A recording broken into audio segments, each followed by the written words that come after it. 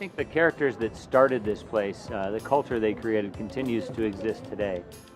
It's fun-loving, it's lighthearted, it's authentic.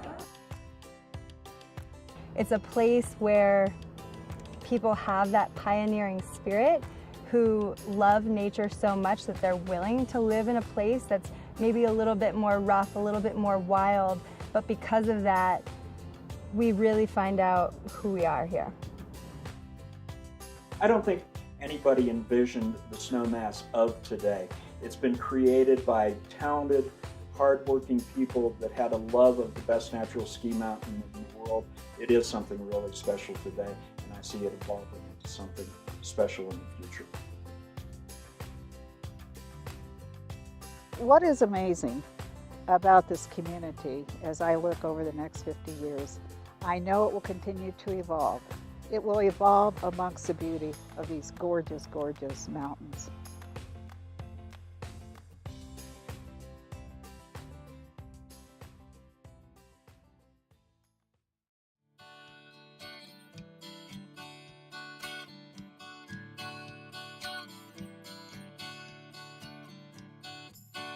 I would say we created the whole village out there faster than you can get a permit to build a house in Aspen anymore. I mean, it was extraordinary.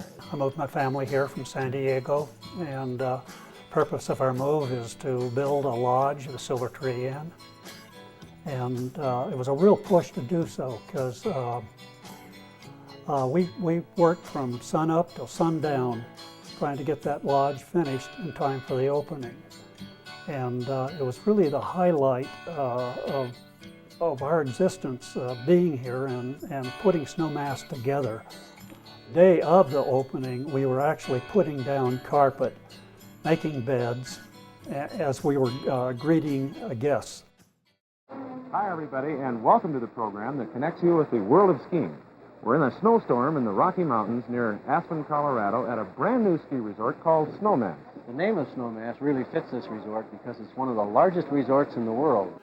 John Cooley asked me who our first reservation was, and so I said Dick and Jerry Riley were our first guests, and so they comped them for their stay while they were here and gave them lift tickets. And Stein Erickson, that day on opening, came skiing out of the mountain, jumped through a hoop, and greeted the Rileys and put them on the chairlift, sent them up as the first guests. The original community that built this resort, they all were family members. A lot of them were starting new families and raising families here, so I think it was built on a foundation of family connection and community. This is a picture of Hilda and Bill Anderson. Hilda taught school, and I know she taught in the Little Red Schoolhouse at one time and later on in Aspen. Well, Hilda played the piano and accordion, and Bill Anderson played the violin. She would come home from school and she'd put a turkey in the oven, and then she'd invite a few friends to come over, and we would dance. We'd had a great time, and then a little later on in the evening we'd have turkey. It was a pastoral, beautiful, open, sunny valley, and filled with meadows with horses and sheep, and the mountains beyond and forests all over. It was truly a lovely adventure for us to leave Aspen to go up to see what we called Brush Creek. It wasn't called Snowmass at that time. There was definitely the mountain spirit. There were the 4 ranches in the valley when we first came, and they were all interconnected, you know, through their animals and their children. Bob Sinclair still ran cattle on the property, and the Galloons still had their parcel of land and ran cattle on it. Grandmother and grandfather, they raised their 4 children down where the golf course is now. It was an amazing place for them. Growing up here, the experiences that we got to have, speeding in the outdoors. I want that for my children. I hope they come to stay here forever. I was born in the late 70s, so I got to really experience the 80s for the most part, going to the Little Red Schoolhouse. One of the big things that I laugh about with my friends is that I literally did walk down through feet of snow to get to the school bus.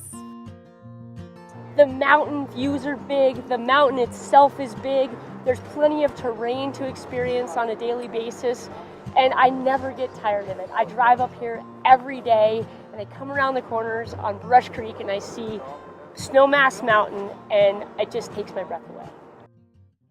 There was a guy named Tommy Thompson. He had a plane. I'm not sure if they did it on a whim, but they had looked at it, and he landed on top of the burn. He did it more than once. He would land going uphill till he ran out of speed, get up far enough, and they'd get out, they'd turn the plane around, and he'd take off downhill.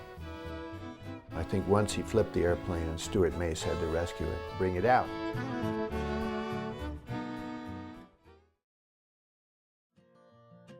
Bill Jantz was a frequent visitor to Aspen, and he was an accomplished skier. He was a person of great fun and spirit, and he probably loved skiing more than the development business. His family was in the development business in California.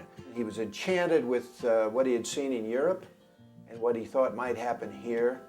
We'd heard about this Bill's dreams for ski area and so forth. You know, he was a guy that never went to he was on the Olympic team in 1940, but never went because of the war. And Bill spent a lot of time all over the country looking for a great ski area. And I guess one day in the late 50s, 1950s, he said, "My God, I think I found it. It's Snowmass. It's huge." We were all in our late 20s, and what an opportunity saying, here, we want to build a new town, a new community, and why don't you come work for me? One thing I learned when we were doing Snowmass is that there's no formula that you say, well, you're there. And you're never there. You gotta keep working it. Every day for several years before we opened, 3 or 4 years, they had the snowcat tours. And those cats held 8 people, there were 2 of them, and they'd go up there and they'd ski the burn all morning, and then they'd come down to Sam's Knob and have a great picnic. I think our best year was like 800 people. And to me, it was utopia. You know, I skied powder all day, got fed, drank wine with the customers, got tips, and beer was only $1 or so a pitcher in the Onion. Those ski tours, more than anything I ever did, probably was the most important thing that got the word out about Snowmass, about how big it was, how beautiful it was, how consistent the terrain was. And now, of course, we have high-speed chairs. We've got brand new restaurants. But when you get right down to it and you look at some of these trails and you look up on the burn there, that terrain hasn't changed. Technology's changed. We've gotten better at grooming. We've gotten better at getting people to where they want to go. But the trails are the same as they were when I started back in 77. And it's still a great mountain.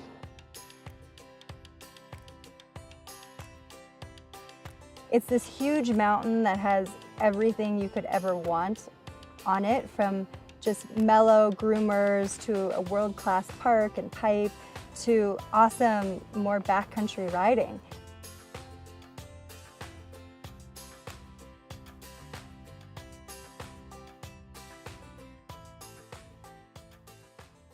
It wasn't really a very difficult decision to make. I had an offer to come here about a year ago, and I knew the people behind Snowmass. I have skied Snowmass for about 6 years. The manners that Stein insisted on were just perfection. All his ski instructors would always shake hands with all their clients and, you know, help them on with their skis and boots and whatever needed doing. We came from Sugarbush, Vermont, and there was a group of about a dozen of us, Europeans coming here when Snowmass was going to open in '67. And we are still around here, you know, that when you are in heaven, you don't want to leave. I still remember the old days. It was nice because it was kind of small and you knew everybody, and we always had a great time. And then watching this ski and snowboard school of Snowmass grow to a size where we can help every guest that we encounter, we help them feel like a local. We bring a sense of adventure. We share what Snowmass is with them.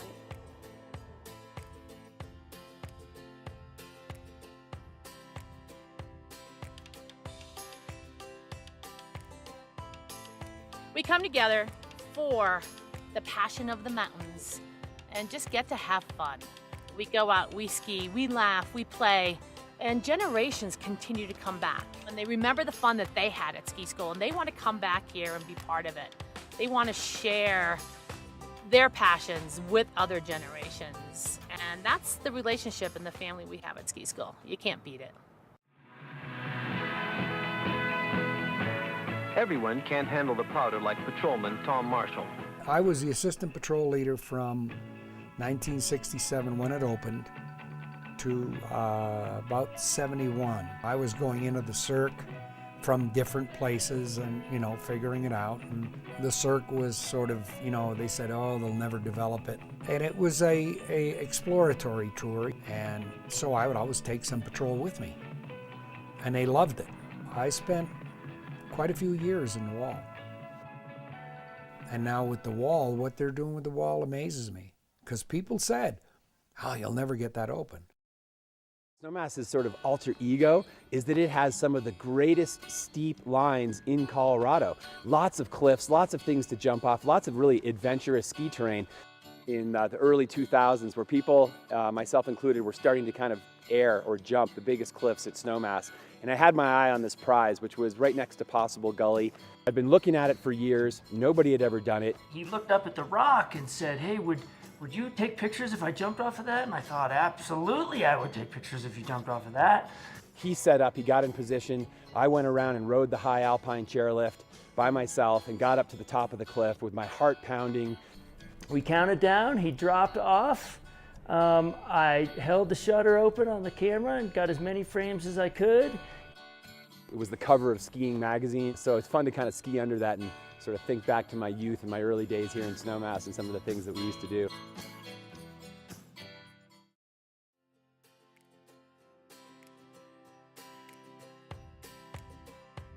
I remember riding by the half pipe and thinking how cool it would be to learn how to ride the half pipe, but being so intimidated of all of the boys who were riding there. And not just boys, but like the punk snowboard boys. And going home that night and sort of coming up with this master plan of after school coming home and walking up the mountain to ride that half pipe all by myself. I felt like it would be much more easier to go up there by myself and learn how to ride the snowboard than to do it with all of the boys. That never happened, but that's a very distinct memory that I have growing up here in Snowmass. So I think this place really makes you sort of dig deep and find out who you really are and what you're capable of.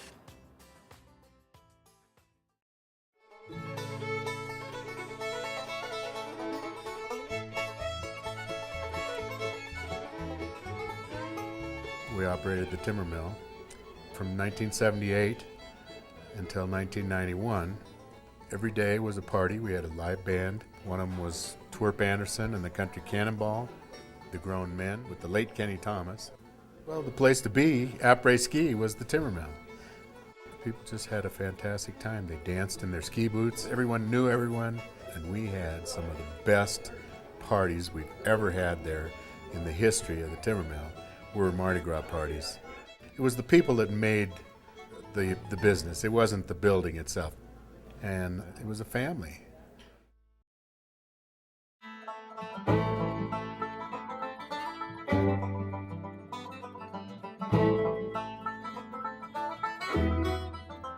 Joey Woltemath had a karaoke machine. We would invite people from the back of the line to come up and sing karaoke, and then we would appeal to the crowd. If they all gave a thumbs up, they could go to the front of the line. The crowd would yell and boo and send them to the back of the line, and they would plead to sing another song. We said, no, you have to go to the back of the line. And the crowd was very responsive to those who could sing, and they'd give them a big thumbs up, and the people would go to the front of the line.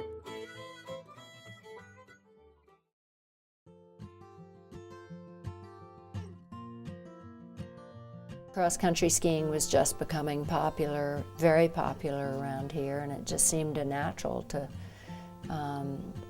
build a cabin on that site. I'd meet the people down where the chapel is now, which was the cross-country center then, and We'd ski up with miner's lights if we needed, or a full moon, and people dropped all pretenses when they walked in that cabin door and saw the wood cook stove and the open fire and candles, and everybody had had a few wines and they were totally relaxed, and everybody just went like banshees getting out of there and fell down and laughed and got up and kept going.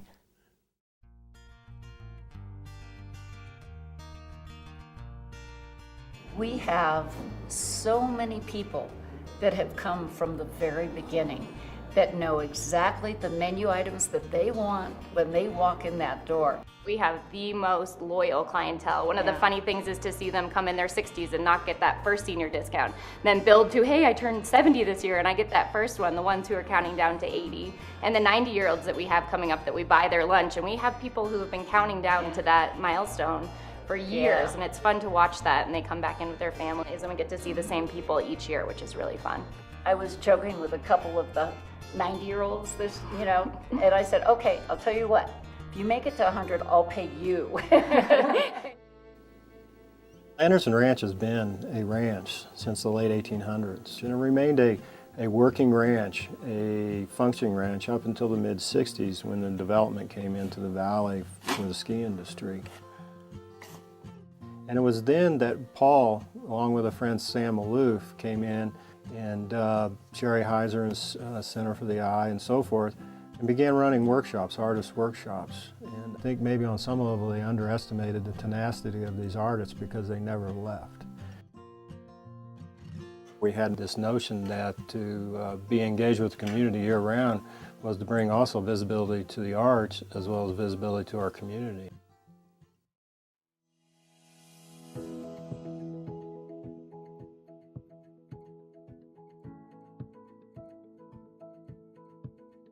Snowmass has a wonderful history. I like to think of it as also nested in a series of older histories. Welcome to the Ice Age Discovery Center, home of the finest high-elevation Ice Age site in the world. So the femur is the longest bone in the body, and this is the longest bone in the body of the largest mastodon ever. The biggest accumulation of mastodons ever found in the world.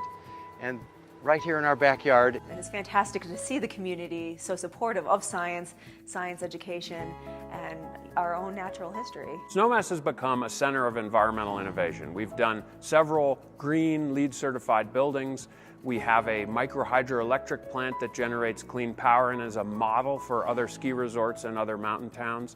We've done very ecologically friendly trail cutting that at its time was new and innovative.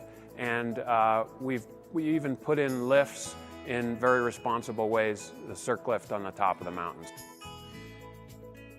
Growing up here has really just made me proud, so proud to live in a community that's has really been a trailblazer in standing up for the natural environment and looking towards more sustainable ways to continue to live in harmony with nature. I fell in love with the place.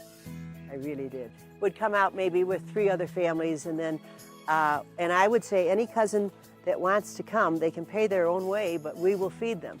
And I hate to tell you, but one time we had 27 people in a 3-bedroom condo. Snowmass in particular seems to be to have this magnet to it, but have this special draw, have this special vibe about it that made people want to stay and make a life here. The nice thing we always say about Snowmass Village is you can grow older, but you don't have to grow up. Snowmass really is the beating heart of the Upper Valley. Everyone always asks me what is my favorite place, and I always have said and will always say it's Snowmass. I love it. I celebrate it every day. When I get up and look up over the mountain, I go, wow, I cannot believe I live in this little corner of paradise. I couldn't tell you how many people are still here working after 50 years. That's me. Me. And I work 1 day a week. Well, Which is the state we love the best? Colorado. Which is the finest in the West? Colorado. Where sunshine is brighter, where mountains are higher, where cattle are happier to roam. Colorado is my home, where the cowboy sings his song. Colorado. This is the place where we belong. Colorado. Where snow gleams and glistens, where God stops to listen. Colorado is my home. We can bring the whole family, and that's what makes it all worthwhile. Almost done.